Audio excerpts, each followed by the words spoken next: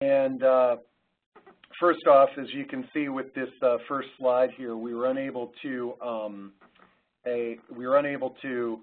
embed the video in our presentation, so I'm going to go back and forth to some video. But we thought in our past two webinars, we didn't have any music to sort of introduce the webinar while you're on hold and waiting, and so this video came out this week, and it is definitely the rage on YouTube. And what it was is a retirement community teamed up with Clark Retirement Community teamed up with Grand Valley State University film students to create this very amusing and upbeat video. And it's really fitting for the topic that we've got today, which is, how can we go beyond bingo and engage the generations, which is really what the creation of that video did. So before we get started, I want to just give you a few housekeeping items here. And the first is that the chat window on the right is available for anybody who has questions. And if you either send your question directly to me or to to our host, which is Rick, that's the best way to get a question in. And I might break in during the presentation and address those questions, or we can wait till the end. So without further ado, let's let the games begin here. Today, our topic is going beyond bingo and addressing ways that communities and senior living communities can embrace more intergenerational, outside-the-box activities. And today we're going to be focusing, there's lots of different ways that can be done, but today we're going to be focusing on two programs that I have a personal connection to and really think are great. That's Wheelchair Action Art and The Beat Goes On, which is drum circles. Now, unfortunately, Alan Yelowitz, the founder of The Beat Goes On, couldn't be here today, so I'm going to speak about that program and what it's all about, and then our featured speaker is going to be Kathy Webster, who's here in the ProAging studios with me today, and we'll talk about that program. But before we begin focusing on the two programs, I just want to sort of share some of my thoughts on activities in general. And I really love this quote, which is from an actual nursing home resident, and it was featured on the My Better Nursing Home blog. And what this resident said is that I have the will to have a purpose, but now I need assistance in grabbing onto it. Just as we residents need help with cooking and serving our meals, we need help in putting our thoughts together and work on a project with a purpose. And I think this is a real important reminder for all of us in senior living as to really what our job is. Our job is to be a guide and to help folks, but not necessarily do things for folks. And this is illustrated in unless they want us to. And this is really one of the centerpieces of person-centered living is that we, just because folks need some help with things, doesn't mean that they need help with everything. And many times in the senior living world, this is one of the things that happens. Now, the next thing that I really want to focus on today, and I think both of our programs really facilitate it, is how can we reinvent the traditional activities calendar in our communities? Now, this little snippet here of this calendar is an actual calendar I pulled off. This is this month's calendar. I pulled it off the internet yesterday and putting this PowerPoint together, and we see there's a nice little grammatical error there. But at the end of the day, this calendar is or can be pretty typical of a senior living community. And what we're going to hear about today is how we can really reinvent our calendars by including all generations. Now, just because the title of our presentation is Beyond Bingo, I happen to be a really big fan of bingo, okay? And the interesting thing was, as many of you know, I've lived temporarily in a few of these places as a resident. And in fact, my second move, I took my son with me, who was 6 years old, and I was all excited for him to go down and play bingo with us. But the next community that we were in with him didn't play bingo. And I think many times there's this sort of stigma, and management says, uses it almost as a badge of honor, we don't play bingo. But what I like the idea of is, if your residents want to play bingo, if you got residents that are there and they want to play bingo, then have a bingo game. But one of the things that you might think about is integrating children into those bingo games. This photo here is of, although it's a little girl here, this is a photo, she's the sibling of a Cub Scout, and there's a Cub Scout troop. I think you can see a little neckerchief right there. This Cub Scout troop has a regularly scheduled bingo game between the Cub Scouts and with the Cub Scouts and their families and the seniors in a senior living community. So it just really goes to show bingo is not the problem. It's getting the community and the neighborhood involved in our activities is what can really make a difference.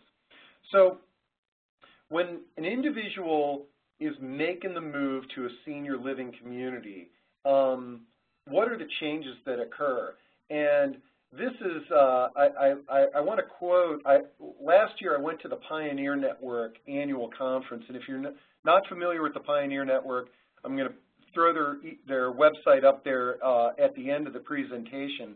But somebody had a great quote that I share often, and it's that we should be aspiring that the only thing that changes when somebody moves to one of these communities is their address. And yes, indeed, I mean, obviously when you move from your home to a senior community, your address changes, your lifestyle changes, a lot of things changes. And it's something to aspire to ease the transition.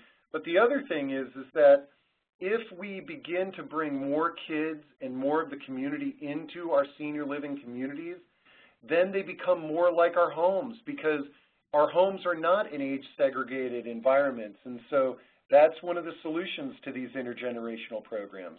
The other thing that we need to be conscious of is the language that we use. So in the senior living world, when you live in one of these communities, what you're going to hear a lot of is that, oh, let's go, participate in activities or life enrichment programs or these labels that we put on things. But I have to say, I've been married for 13 years now, and I've never said to my wife, hey, honey, let's go participate in some activities. One of the things that we've got to play around with is how can we make the language that we use less seem like we're in this sort of institutional environment. And it's not easy, but I throw it out there. The second thing is, or the third thing is schedules. I mean, just going back to the other slide, it's a much more scheduled lifestyle in these communities, and things that we can do that sort of break those schedules can only improve the stigma and the environment for the residents that are living there. And then the other thing that changes is you've got a new group of friends. Now, all of these changes here that I've talked about are great things, but one of the things that we have to be sensitive to is you got this new group of friends, but the old group, the people from the neighborhood, are they still engaged in your life? And what we see that happens often is that an individual moves into a community and they're no longer connected to their old neighborhood, and we've got to change that. So these are some of the dramatic changes that occurs when a person moves, and as we develop programming, we just want to try our best to make the transition as seamless as possible. Okay, now, again, I had mentioned there was supposed to be a video embedded here, so I'm going to clip over to that in a moment, but the first program that I really want to spotlight is drum circles, and why don't I just start off, let me play the video of Alan talking about how drum circles can be used in senior living communities. So I'm going to mute my microphone here and play this video.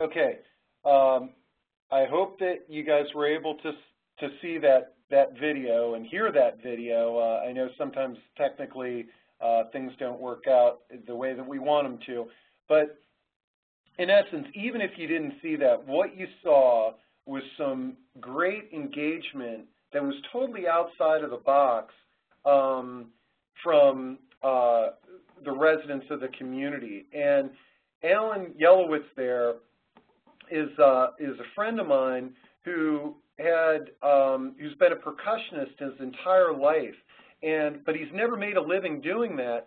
And I was having a conversation with him one day, and we basically started chatting, and I was like, you know, it would be a great thing. Let's get some drums and, you know, take them over and do them at a retirement community with the residents. And I have to say, anytime he's done a program, it's completely addictive. And not only for the more active residents, but this has been very therapeutic for Alzheimer's and memory care residents as well. And when Alan leaves a program at these communities, it's almost like he's taking candy away from the babies, because the residents are so sad because they just enjoy this programming so much. So being, you know, Mr. Intergenerational here, one of the things that Alan and I put together was a drum circle between the residents of Tall Oaks retirement community and some students at Sunset Hills Montessori in Reston. And what we did was, first we had a drum circle just with the kids, then a drum circle just with the elders, and then we brought everybody together for a beautiful intergenerational drum circle. And it was a wonderful experience. But what I want to highlight for you is something that surprised me, and it's a byproduct of bringing the ages together. So we did this wonderful drum circle, and then the residents and the kids had lunch afterwards. And we wanted to introduce the kids. We thought the kids would be really thrilled to meet somebody over 100 years old. And so during lunch, they had the opportunity to meet Leon here. Now, Leon was 101 at the time, but he is a resident in the Alzheimer's unit of the assisted living community. So, you know, when we look at folks that have Alzheimer's, I think in general as a society, it's sort of like, okay, what are we going to do for them? What are we going to do with them? You know, they could be a danger to us. They're not necessarily as productive as they used to be. And, you know, consequently, many times we sort of, they get tucked away in communities and aren't engaging with other folks to the extent that they could or should be. Well, so we bring Leon down, who has Alzheimer's, and And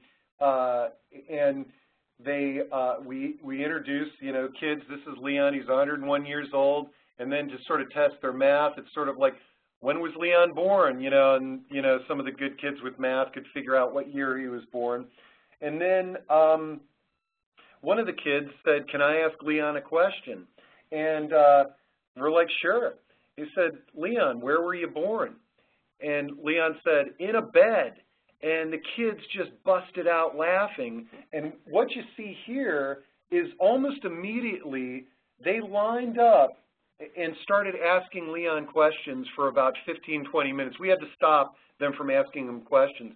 And some of his questions he answered in a fun way that got the kids laughing, but some of his questions he answered were very serious and very informative. And it just goes to show that the true vision of how we need to look at elders was celebrated here. We might not think that Leon has a contribution that he can make because he's got Alzheimer's, but sure enough, on this day, he proved that he did, and everybody has something that they can add.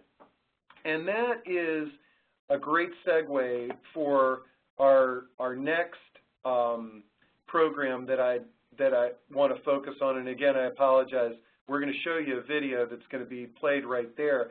But I'm delighted today to have in our lavish ProAging studios Kathy Webster, who is involved in just an awesome initiative called Wheelchair Action Art. And so Kathy, welcome. Thank you, Steve. Yeah. Well, Kathy, now tell me a little bit about your program. And it's really cool that I just sort of ended with that story on Leon, because your program, the inspiration was your son, who is pictured here, who is in a wheelchair and has cerebral palsy. That's right. He has a lot of physical limitations. And last summer we went to the Roslyn Artist Fair, and we saw a skateboard artist doing skateboard art. And my son, who has a communication device, uses his head to activate buttons on a computer screen, and then a synthesized voice comes out. And after watching the skateboard artist Sean Green, my son Augie said, "I could make wheelchair art. I need help." And my 6-year-old son Theo said, "Yeah, Augie, I want to help. Let's make wheelchair action art." And I thought, oh, what a great term, wheelchair action art. So we went home last August and we talked about it. Then they went to school in September, and there was a PTA art contest, and I didn't really pay attention, but Augie said, "Get my backpack," with his communication device. We make wheelchair art. Together we can. And when I pulled out the paper from his backpack, the theme was Together we can. And my other child, Beatrice, who's 9, she said, "I want to do it too." And I thought, well, all together, Augie, Theo, my 3 kids, and I could do this together. So we put a tarp down on the back deck. Augie picked the colors, orange and blue, and Augie picked what shapes he wanted painted. So he wanted B, being the neater of the 2, to paint, and he asked Theo to push him. And then I made sure everything was safe and fairly clean. And I didn't want paint to get on the wheelchair because the wheelchair goes all over the house. So we put the paint down, then we put the paper down, then we put another tarp over it. And we got these incredible images of the tread marks of Augie's wheelchair tires. And we probably spent 9 hours on our back deck, and the kids never wanted to stop. And his art got first prize in the contest. And then Steve saw it, and Steve loved it. And then he said, let's do it at a retirement community. We met with people at Goodwin House, and they were really excited about it. And now we've done 2 workshops at Goodwin House, and we're going to be there for their art festival, and we're going to do another one. And it was such a great opportunity for my kids to present their work, but also for the residents to participate. And I feel like doing the artwork was just the catalyst for so many other things. My daughter got to show her leadership skills. My son Theo got to practice his social skills. My son Augie was talking with the residents with his communication device. And then the residents, one of them, I asked, they would paint and they would push his chair, and one of them said, I've never pushed a wheelchair. I don't know if I can push this wheelchair. And I thought, well, this is kind of a way to break down barriers between people with abilities and disabilities, because here, this resident is definitely living with people in wheelchairs, but she had never pushed one. So it was just a great opportunity for her to get comfortable pushing my son's chair. And then my daughter still talks about the ladies she met, and we're hoping the relationship continues. So, man, that is awesome. I mean, there's just so many little nuggets in there. First thing that I want to let everybody know is that the background on this slide here is an enlarged version of one of the first works of art, so you can see the wheelchair tracks there, and that's really cool. But I love what you just said about the, I mean, just think about it.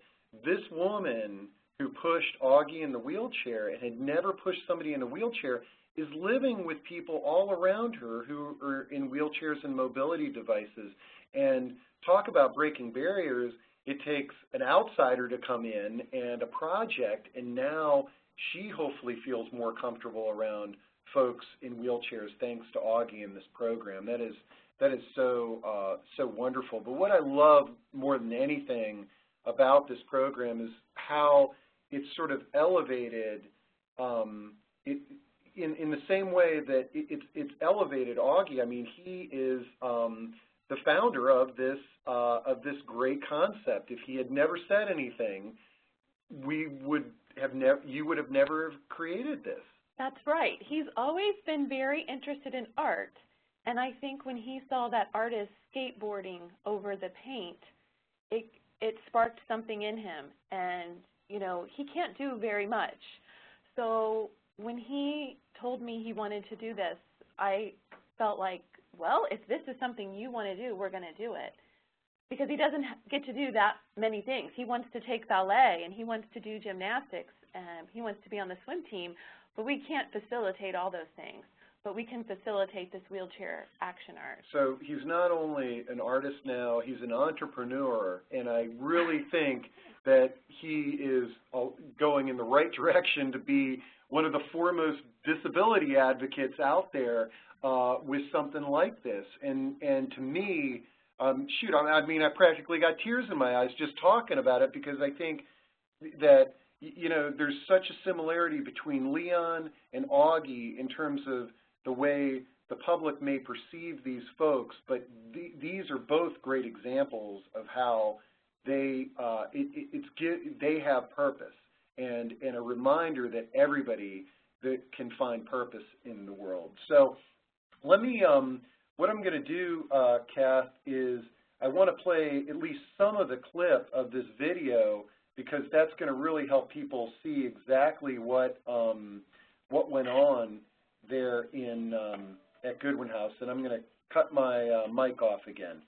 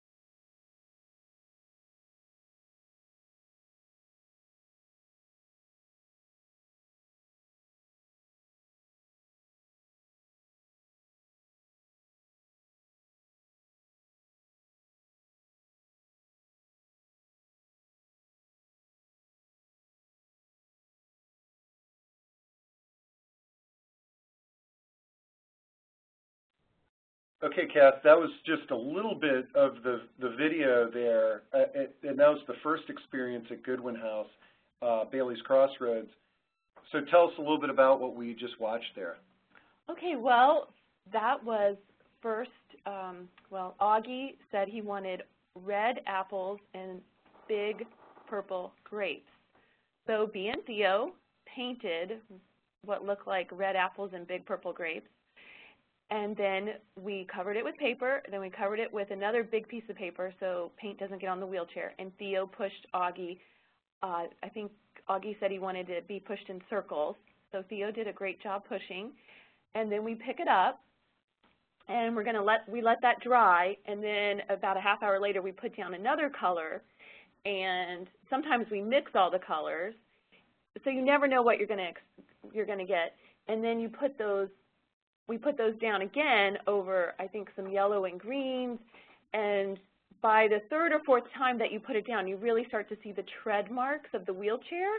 And what I was telling the residents when I pushed, because sometimes when you're pushing a wheelchair, it can get hard to get through doors, on bumps. So when I'm pushing Augie's wheelchair, I'm saying, all right, here we go. We're trying to get in a door. Oh, it's too tight. We got to back up and turn a little bit and back up and turn a little bit, kind of like how you parallel park downtown. You just got to keep moving those wheels and turning and getting it just right. So when we're all done, I feel like each piece shows how the challenges of the wheelchair, but also the incredible action and the cool designs that you see from the tread marks when you're trying to maneuver these 4 wheels. And some of the residents had wheelchairs with 6 wheels. There was a 6-wheeled power chair. So then his tread marks were even a little bit more different. So each painting is so unique. You know, someone thought one looked like a rainforest. Someone else said it reminded them of Jackson Pollock. Somebody else said it looked like a Grand Canyon. So it can be, you know, you can interpret it however you would like, but the whole idea is to put some action into those wheels and empower the people in the wheelchairs, but also to collaborate. And some of the residents, they really wanted to get down on their knees and paint. In fact, we'll play some more of the video there, but talk about this gentleman here who we see on the screen. He was fantastic with Augie, and he's in a wheelchair too, but I think this was Dr. Stewart. Yes, he was very interested in talking with Augie, and you know, the residents really liked talking with him and looking at his communication device and seeing how he was using it. And he's also a painter, and he was very interested, and the kids loved him, and they still talk about him. Oh, great. Okay, well, I'll mute my mic. We'll play a little bit more of the video, and then I know, you know, we don't want to take up too much time in people's busy afternoons, so we'll give everybody contact information on how to get in touch with Kathy and Alan. So here, let me play a little bit more of this.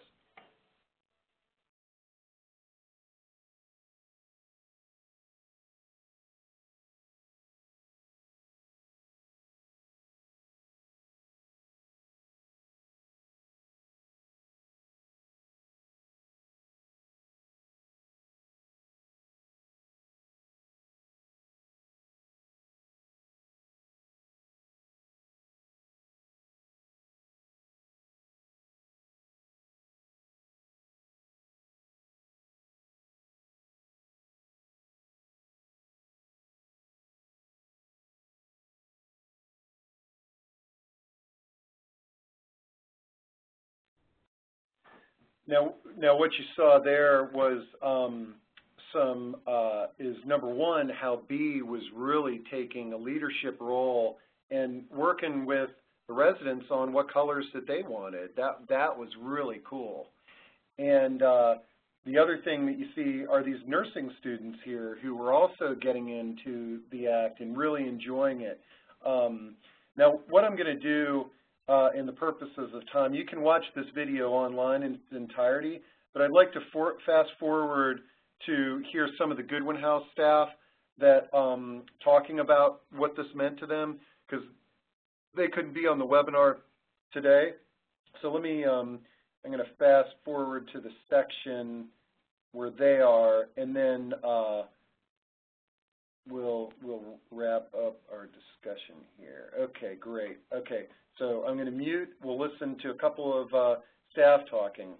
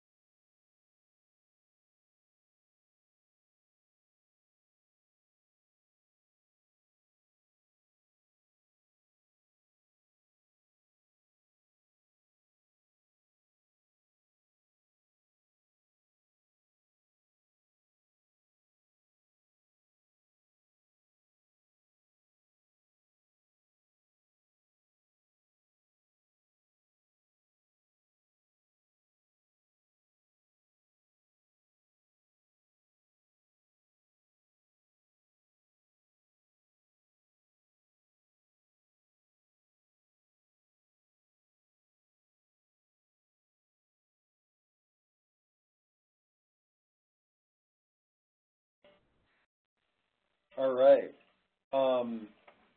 So this, as you can see there, this is just a wonderful intergenerational journey. And Kathy, so number one, what were your overall impressions? I mean, did you go into this at all with any kind of expectations, and how did things match up compared to that?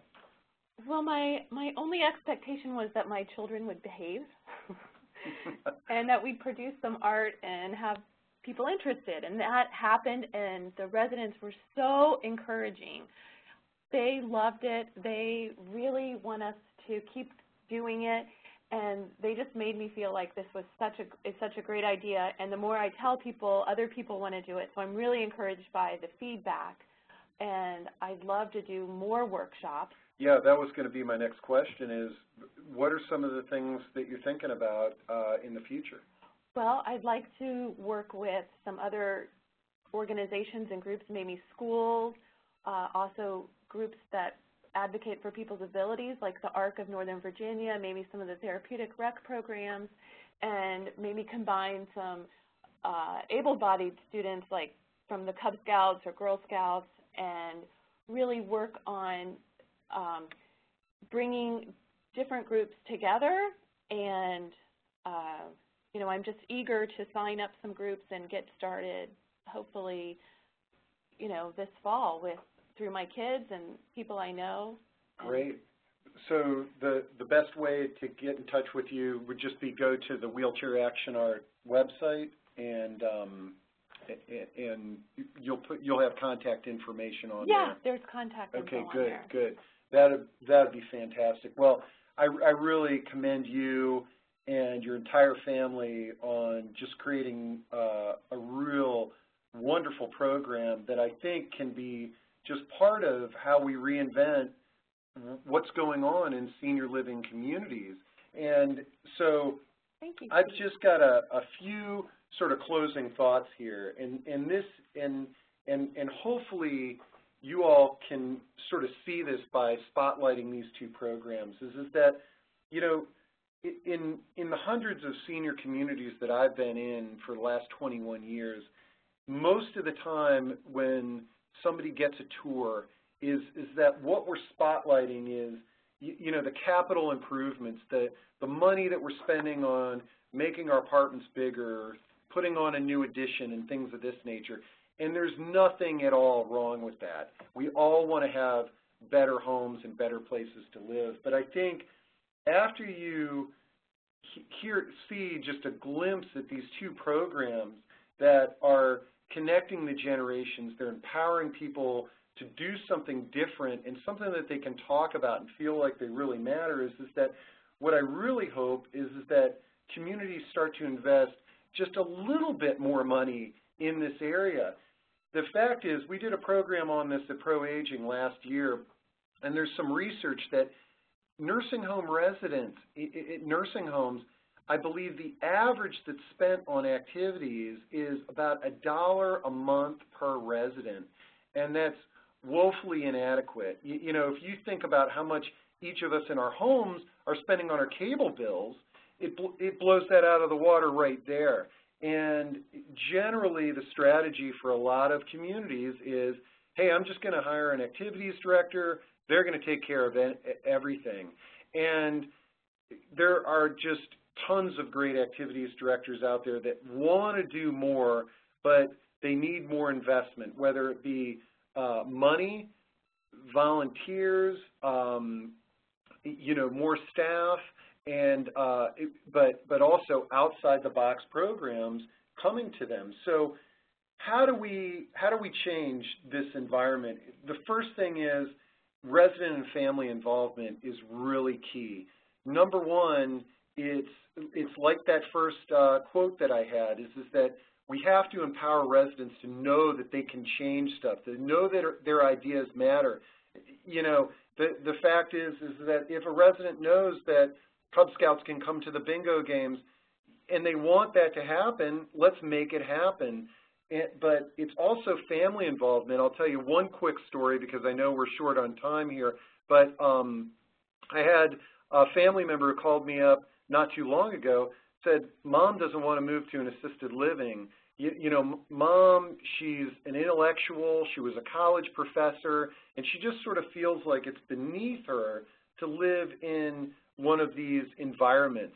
And so I said to that adult child, I said, what did Mom teach in college? And she was a theater arts major. So I said, you know, to the family member, why don't you connect with the activities director of that community and say, I think Mom might be interested in moving in here if we could make a connection with the theater arts program at a local college or high school where the students would come in and maybe do their rehearsals in the senior living community the same way we were doing an art project. And that person called me back a week later and said they made it happen. And, you know, Mom was interested in now moving in because, see, Mom could see now by changing her address, she actually gets more than if she was living alone at home. You know, she's not going to have these theater students coming in, and it empowers Mom, too. And so I really encourage the resident family involvement. As I said before, look at our language and our culture, the way that we're speaking to people. You know, are we sort of getting into this kind of just, you know, scheduled activities that don't necessarily have a purpose? Everything doesn't have to have a purpose out there, but if once a week you can throw a program like the wheelchair art and the drum circles or engagement with outside organizations, it can dramatically change the culture.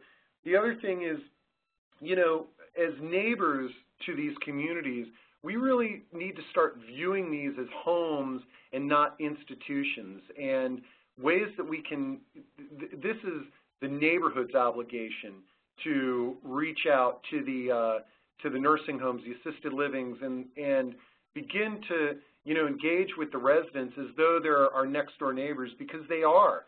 And once we do that, it'll help change the stigma.